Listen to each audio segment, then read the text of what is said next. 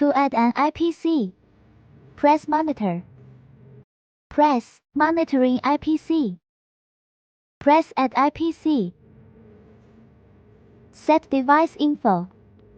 Input device name, for example, Dahua1. And set network config. Fill in IPC IP address.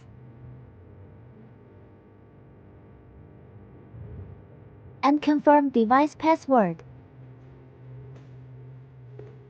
Press Save to continue.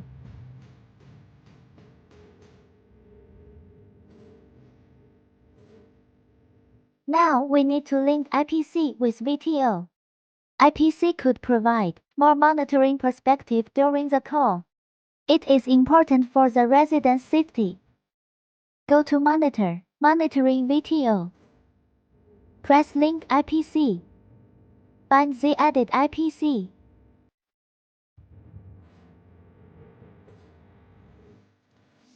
Now let us check IPC live view during the call.